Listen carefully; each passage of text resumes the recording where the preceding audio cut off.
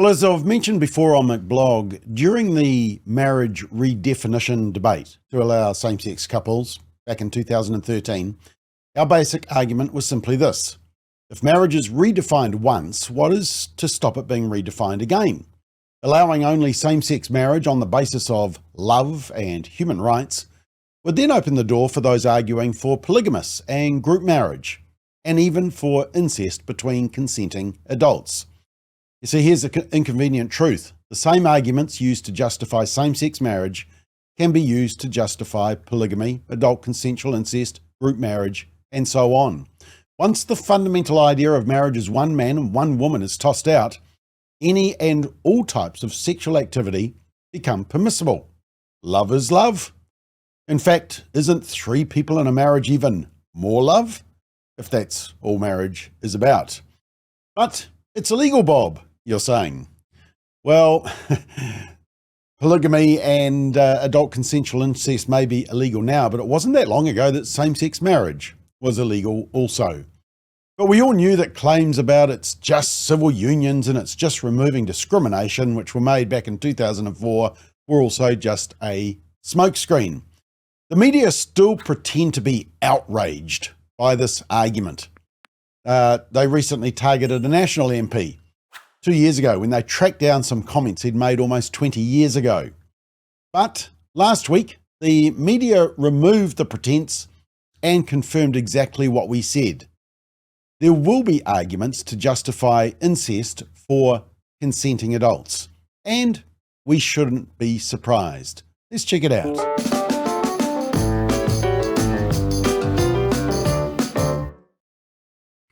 So if love is love, marriage equality and it's consenting adults, even if it's Johnny and Mum, why not? Well, I want to tell you why not. But the reason that the national MP I mentioned got in trouble was for stating the obvious during the civil unions debate 20 years ago.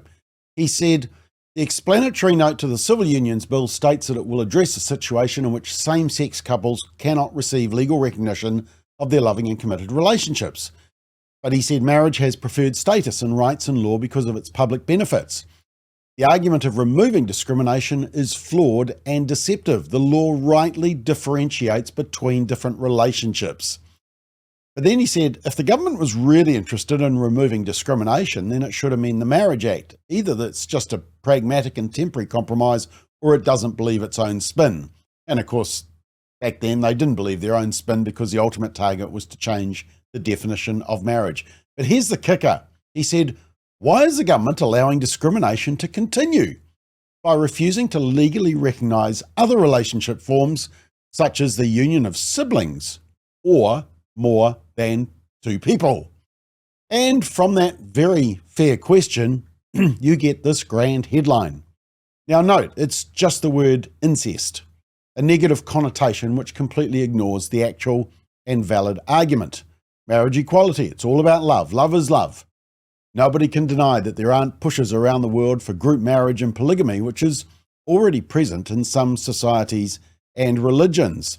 Even here in New Zealand, in 2017, the Ministry of Social Development said a second wife in a polygamous marriage may be entitled to a sole parent benefit. In 2014, it was revealed that Auckland ratepayers were subsidising an event promoting polyamory for those who want to relate to more than one partner, and non-monogamous marriages. Well, it's just getting wackier, as we have seen. There's been examples of marrying fictional characters, also marrying yourself. I mean, who needs a groom to get married? Sologamy, self-marriage, may just be the kind of self-celebration we need. And of course, there's also people who have married rocks and married bridges. Love is love, eh? Don't be so rockophobic. I mean, but what about the consensual adult incest? Could there be a human rights love is love argument for that? Well, of course, and it's already happening. In an article in 2021 in the New York Post, it said that consensual incest advocates are rooting for an anonymous New York parent who wants to marry their own adult child.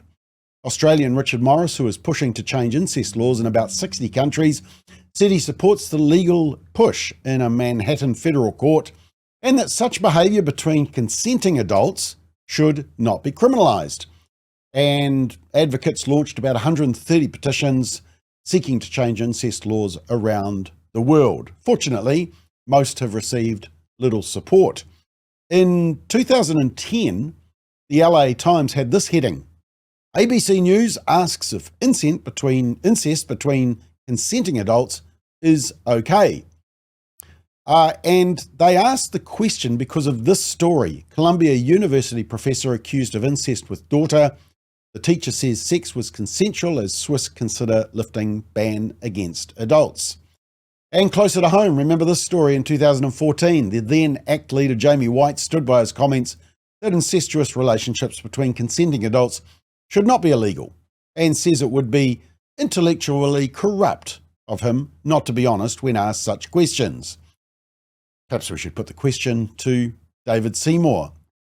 Now, in the following countries, incest is legal: Belgium, China, France, although a couple of moves a couple of years ago to ban it, Japan, Latvia, Portugal, Russia, although marriage is prohibited, South Korea, Turkey, marriage prohibited there as well.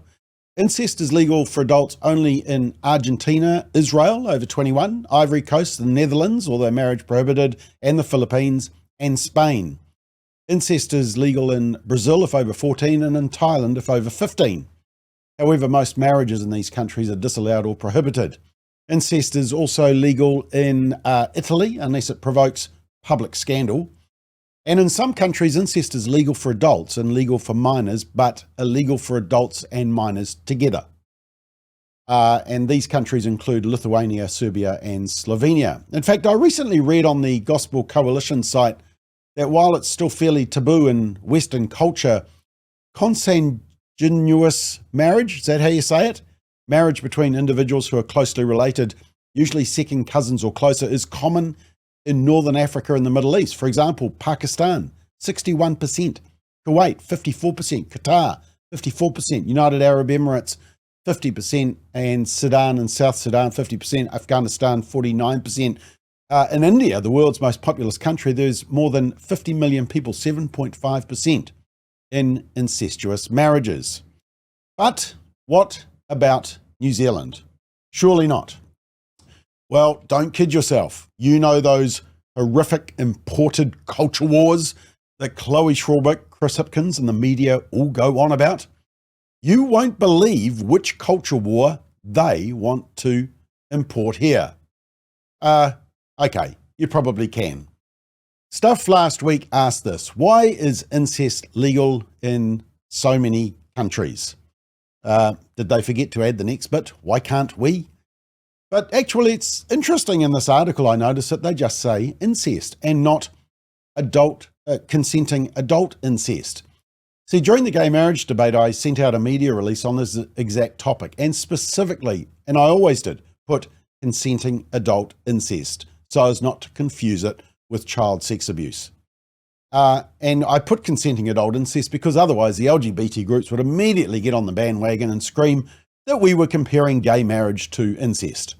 In fact, one media outlet deliberately butchered one of our media releases and took out the words consenting adult and just left in the word incest, deliberately to make us look bad.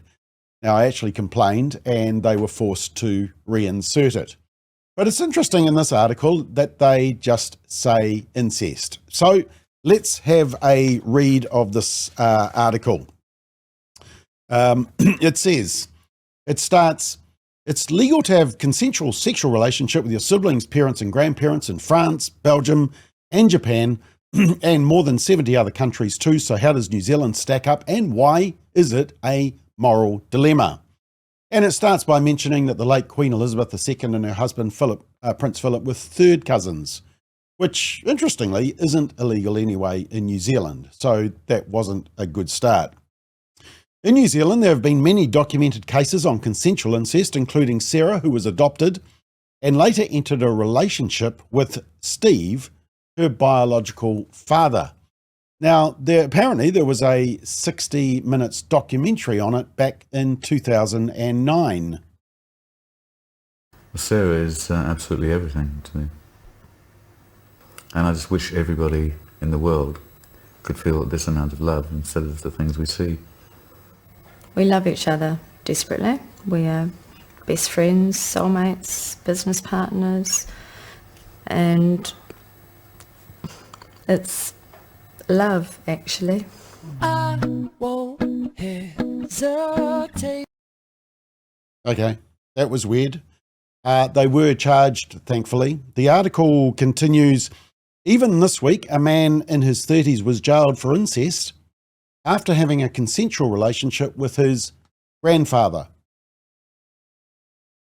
Being a same-sex relationship, there was no risk of offspring with genetic problems, which left questions over why it even ended up in court. Well, Lloyd Burr, who wrote this article, it's illegal, Lloyd, and it's icky. But then we get down to the real messaging of the article. So why is consensual incest so frowned upon today? Is it because it elicits an ew yuck response? Because it's morally wrong? Or because of the impact it could have on genetics? It is illegal for any immediate family members to have sex with one another regardless of age or if they both consent. The Crimes Act says sexual connection is incest if it's between two people whose relationship is that of parent and child, siblings, half-siblings, or grandparent and grandchild. So parent and child, like that 60 Minutes excerpt I showed you. And it states, the law states that anyone over the age of 16 who commits incest can be jailed for up to 10 years. So it's not aunties, uncles, or cousins if they're adult and consenting. Now, the article then covers the 79 countries where incest is legal. And then it's time for some biological truth, although without the morality aspect. It says, one of the main reasons for outlawing incest is that there is a heightened chance of the offspring having genetic disorders. Professor Andrew Schelling from the University of Auckland's Department of Obstetrics, Gynecology and Reproductive Sciences says it comes down to the interaction of recessive genes. There's 5 to 10 of them lurking in our DNA somewhere, and provided we find a mate who's different to us, that's fine and they may never come to reality. But if our mate turns out to be closely related, then we could have a serious genetic defect appearing, he says. There's nearly 8,000 different genetic disorders that could appear, things like cystic fibrosis, organ malformations, intellectual disabilities, blindness, and cleft palates. You don't know what's lurking in your DNA and it may be invisible for generations, but if you reproduce with a close relation, your chances of something appearing is much greater. The amount of relatedness increases the probability. Professor Schelling says a chance of an unrelated couple's child having some sort of defect is about 2 to 3%. For cousins, it doubles to 4 to 6%, and for uncles and nieces, it doubles again to 8 to 12%. But then comes sort of some attempt to try and justify incest. However, it's not just incest that increases the risk of offspring having genetic disorders. It's about the same as women over the age of 35 having kids. And we don't go, oh, that's disgusting, you are over 35, your chance of having an abnormal child is really, really high, and the same as if it was your cousin, and then outlaw it, he says. Sorry, there's a big, big difference between a woman having an advanced maternal age pregnancy, or what is sometimes called a geriatric pregnancy, a term which is considered outdated and offensive, and mum having sex with her son, or dad getting his daughter pregnant, or a brother and sister having sex together. I mean, to be blunt, it's a massive difference. But anyway, now the article goes off to the sexuality lecturer. Yes, it's all downhill from here. Why is consensual incest between adults wrong? If the answer is because it's gross, then is that good enough reason to outlaw it? Well, yes, it's gross because it's immoral and it's biologically harmful. But, you know, who needs or wants morality? These are the types of questions that surface when the concept of incest is looked at from a philosophical viewpoint. Massey University's senior ethics, philosophy and sexuality lecturer, Dr. Vanessa Shelton, says, disgust isn't a very good guide to what is morally wrong or not. The fact that I find oysters pretty disgusting doesn't mean it's morally wrong for other people to eat them. Did she just compare a parent having sex with one of their adult children at the same moral level as eating oysters? Wow. Strike Massey University off the list of academic prowess. Her main question is, should the state be in the business of regulating consensual incestuous relationships? And she talks about the ACT leader, Jamie White, getting in trouble when he said that the relationship should not be illegal. She says he gave such a philosopher's answer instead of a politician's one, which was basically that the state has no role in regulating what consenting adults do in the privacy of their own bedrooms. I think he's right for the most part. Now, there's your argument also for polygamy, group marriage, BDSM or sadomasochism, prostitution, even swinging. I mean, it's right there. The state has no role in regulating what consenting adults do in the privacy of their bedroom. But then she gets, it's kind of creepy. It says, she gives an example of a brother and sister, both adults, who are traveling together in France. Brother and sister. They have consensual sex to see what it's like. Decide not to do it again and keep it a secret. She says almost everyone thinks it's seriously morally wrong, but it's really hard to come up with a reason why. No, it's not. In fact, I think many French people might be saying this at the time. Je suis malade, j'ai envie de gerber. Je suis malade, j'ai envie de gerber. Yeah, no, the French won't be into it, sorry, to our academic. And then she says, there are plenty of things that are morally wrong that we don't think the state should be in the business of regulating, like adultery. Similarly, there are things that are probably not morally wrong, like taking Class A drugs, but we think the state should be in the business of regulating. Taking Class A drugs is not morally wrong? Okay, this is definitely a spokesperson for the Drug Foundation. Although she does sound a little confused, because one minute she says adultery is immoral, which it is. But remember, she's also previously said the state has no role in regulating what consenting adults do in the privacy of their own bedrooms. So adultery is fine? She sounds confused. She also uses the argument of genetic disorders, which she says is full of double standards. We don't think it's morally wrong for people with an inherited condition, maybe Hodgkin's or something like that, to have sex, not for women over the age of 35 who have the same risk of their child having a defect, so we're back to the geriatric pregnancy. The slow acceptance of homosexuality is another example Dr. Shoughton gives. The problem with relying on your disgust reaction as a guide to morality is that it's not very reliable. People used to think homosexuality was wrong because it's yuck. Clearly, that's a bad reason, and clearly it's not wrong. The fact some people used to think it was yuck wasn't a good reason for thinking that it was wrong, she says. Actually, it is clearly wrong. There is a disgust reaction, or a yuck factor, as she terms it, a stigma, as I would call it. That's why it's always marketed in a positive light and barely ever with the actual act displayed. Well, that's left to the grubby hedonistic Burnett Foundation that Green MP Benjamin Doyle used to work for. And we know what the public think of that. But next minute, our Massey academic finally finds her moral side, despite every reason presented to ignore it, and says, putting the philosophical argument to one side, Dr. Shoughton says there are good reasons why incest is illegal. Given that such relationships are almost always harmful, the state has good reason to legislate against it because it is the business of the state to protect people from abuse and exploitation. In real life, incest probably almost always does cause harm, particularly in cases involving close family members. Such relationships almost always involve exploitation and abuse, she says. Wow. Note where she's landed. The state does have a role in regulating what consenting adults do in the privacy of their own bedrooms. Exactly. But this whole argument is filtering into the culture more and more. According to an article on the Gospel Coalition site that I quoted earlier, it said this: incest has become more prevalent in entertainment, Game of Thrones, for example, although it's likely more for shock value than for an intentional normalization.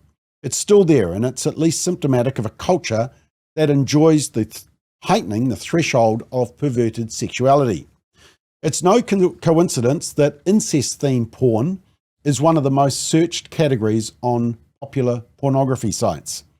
Research has shown a 178% increase in family-related porn, along with the fact that 1 in 10 purchases by young adults are for these titles.